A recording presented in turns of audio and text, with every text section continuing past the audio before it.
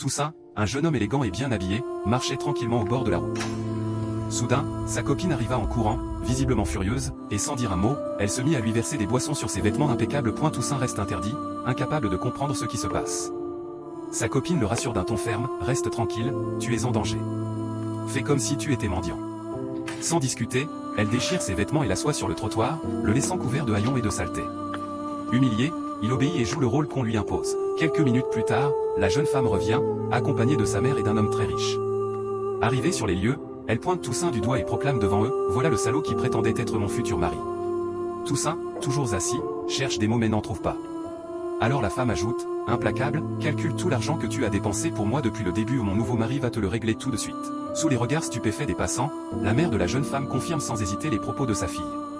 Toussaint, bouleversé, tente de parler, mais sa copine lui assène une gifle cinglante, lui interdisant de l'appeler encore mon amour.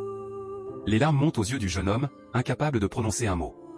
La femme, froide et hautaine, ajoute, puisque tu refuses de dire combien tu as dépensé pour moi et mon mari, on s'en va. Et surtout, ne m'appelle plus jamais. Le nouveau mari, agacé, fixe Toussaint et dit d'un ton autoritaire, tu sais où me trouver. Tu as 48 heures pour venir avec le montant. Je te rembourserai. Les trois s'éloignent, laissant Toussaint seul, brisé. Entre deux sanglots, il crie, je viendrai aussi récupérer mon rein chez toi. Ces mots arrêtent net le nouveau mari, qui fait demi-tour, intrigué. Un rein? Qu'est-ce que ça veut dire? La mère et la fille tentent de calmer la situation, mais Toussaint poursuit, la voix tremblante, 2 ans en arrière, elle était malade. Son rein ne fonctionnait plus. Les médecins ont dit que le mien pouvait la sauver. Elle m'avait promis le mariage, alors j'ai risqué ma vie. Je lui ai donné un de mes reins. Et voilà la récompense. La fille, sans honte, rétorque, personne ne t'a obligé. Ma mère voulait vendre les terres de mon père pour m'acheter un rein. Tu as juste voulu jouer au héros. Le nouveau mari la regarde, choqué.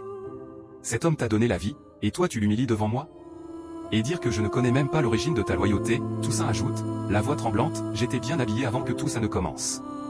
C'est elle qui m'a déchiré les vêtements, en disant que j'étais en danger. Le nouveau mari soupire et conclut froidement, si tu peux trahir celui qui t'a sauvé la vie, imagine ce que tu ferais à quelqu'un qui ne t'offre que de l'argent.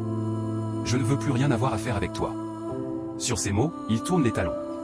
Toussaint, le cœur brisé, regarde une dernière fois celle qu'il aimait, tu savais que je t'aimais sincèrement.